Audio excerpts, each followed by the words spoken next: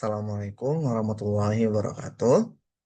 Izin perkenalkan, nama saya Rifando Julian, salah seorang mahasiswa Universitas Siber Asia, akan mempresentasikan ujian akhir semester dari mata kuliah Statistika Ekonomi Bisnis dengan Ibu dosen Ibu Mutiara Rizky Nurrahmi. Adapun materi yang saya pilih adalah distribusi probabilitas diskrit, dan berikut saya akan share screen.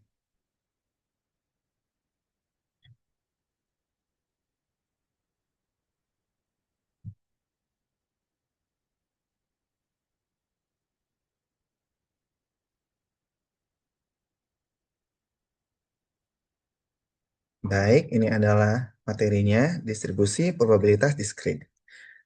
Saya memilih materi ini karena bagi saya pribadi ini menarik dan memberikan manfaat dalam kehidupan sehari-hari. Bisa diterapkan gitu maksudnya. Tapi sebelum kita membahas distribusi probabilitas diskrit, mungkin ini agak kurang familiar terdengar di telinga kita masing-masing. Maka dari itu perlu kita jelaskan terlebih dahulu apa sih distribusi probabilitas sebelum ke yang bagian diskritnya. Nah, di sini saya sudah membuat 4 daftar isi. Daftar isinya ada 4 yang akan saya bahas. Pertama dimulai dari definisi distribusi probabilitas, kemudian jenis dari distribusi probabilitas, kemudian baru mengerucut kepada tema kita, yaitu jenis distribusi probabilitas diskrit, dan yang terakhir adalah contoh kasus yang saya ambil sesuai dengan soal ujian yang sudah dipilihkan oleh ibu dosen kami, yaitu Ibu Mutiara Rizky Nurrahmi. Kita akan membahas definisinya. Jadi bisa dibaca di slide ini, distribusi probabilitas adalah cara untuk menggambarkan kemungkinan atau probabilitas dari semua nilai yang mungkin dari suatu variabel acak. Sedangkan variabel acak adalah nilai yang didapat secara acak dari suatu eksperimen. Contohnya hasil melempar dadu, jumlah pelanggan yang datang per hari, kemudian tinggi badan mahasiswa. Atau kita bisa menggunakan bahasa yang lebih mudah dipahami, distribusi probabilitas itu adalah seperti suatu peta, peta kemungkinan yang menggambarkan kepada kita apa aja sih kemungkinan-kemungkinan yang terjadi dan seberapa besar peluang kemungkinan itu terjadi. Makanya di sini sudah saya rangkum distribusi probabilitas menunjukkan apa saja nilai yang mungkin terjadi, kemudian berapa besar kemungkinan setiap nilai itu muncul. Selanjutnya kita masuk kepada jenis. Jenis dari distribusi probabilitas ada dua. Yang pertama diskrit dan yang kedua kontinu. Diskrit itu adalah nilai-nilai yang mungkin terbatas dan bisa dihitung. Contohnya hasil lempar koin atau jumlah anak dalam keluarga. Jadi seperti kata namanya diskrit, seperti mana kita ketahui dalam matematis, diskrit itu adalah yang bisa dihitung dan angkanya itu pasti bulat, tidak boleh desimal. Seperti jumlah anak dalam keluarga, tidak mungkin bisa dibilang 2,5, pasti genap 2 ataupun 3. Sementara continue adalah nilai-nilai yang mungkin tak terbatas dalam rentang tertentu, seperti tinggi badan, waktu, ataupun berat badan. Kita ketahui, bisa tinggi badan itu biasanya berkoma, misalnya 175 cm, sekian, ataupun berat badannya 50 kilo, 6. Ataupun waktu kedatangan pelanggan itu tidak tepat, cuma di jam saja, tapi bisa lebih detail. Misalnya pada pukul 6:48 lewat 30 detik. Selanjutnya kita masuk kepada yang lebih rinci. Nah, di sini sudah sesuai dengan tema, yaitu distribusi probabilitas diskrit.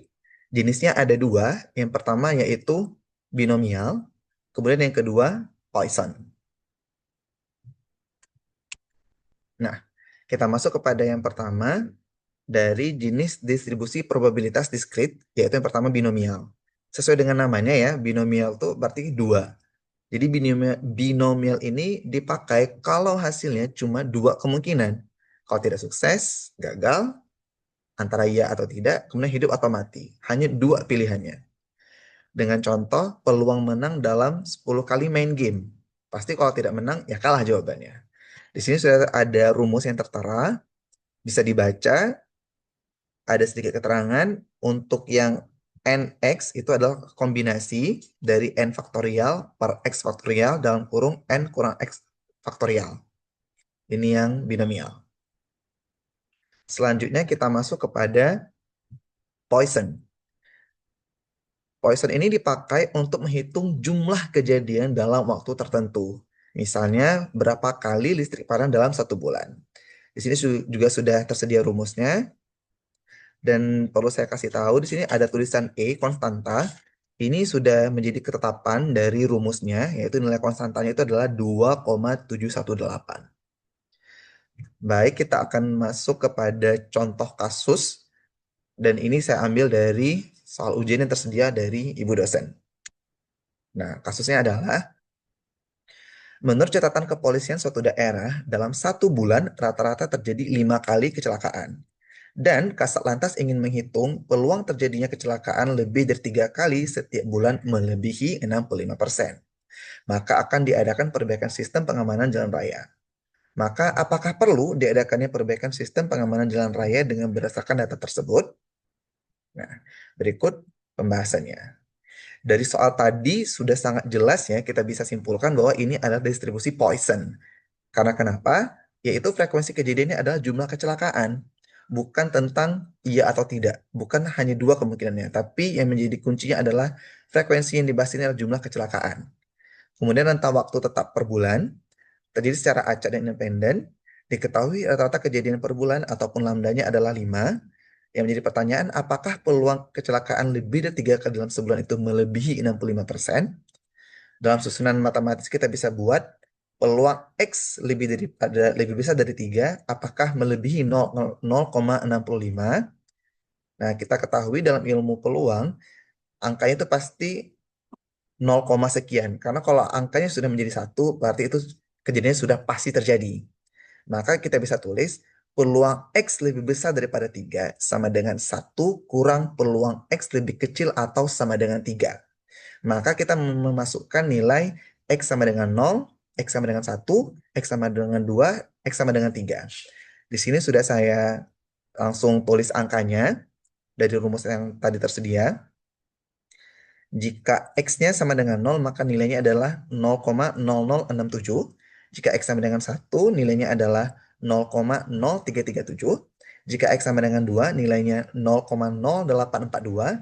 Jika X sama dengan 3, maka nilainya adalah 0,1404. Jadi kita totalkan dari X sama dengan 0, X sama dengan 1, X sama dengan 2, X sama dengan 3, maka nilai totalnya adalah 0,2650. Maka peluang X lebih kecil atau sama dengan 3 adalah 0,2650. Dan kita menghitung peluang X lebih besar dari 3 sama dengan 1 kurang P lebih kecil atau sama dengan 3 sama dengan 1 kurang 0,2650 sama dengan 0,735. Berarti peluang X lebih besar daripada 3 adalah 0,735. Dan kita ketahui 0,735 itu lebih besar daripada 0,65. Ini artinya apa? Maka sudah benar probabilitas terjadinya kecelakaan lebih dari 3 kali per bulan melebihi 65%, jawabannya iya. Maka kita ambil kesimpulan, ini perlu dilakukan perbaikan sistem pengamanan jalan raya. Karena peluang terjadinya lebih dari 3 kecelakaan dalam satu bulan adalah 73,5%, sudah melebihi ambang batas yang ditetapkan oleh Kasat Lantas, yaitu 65%. Baik, cukup sekian pembahasan dari saya. Semoga menjadi ilmu yang bermanfaat dan khazanah ilmu bagi kita semua. Atas segala kekurangannya, saya mohon maaf. Wabillahi taufiq wal hidayah. Assalamualaikum warahmatullahi wabarakatuh.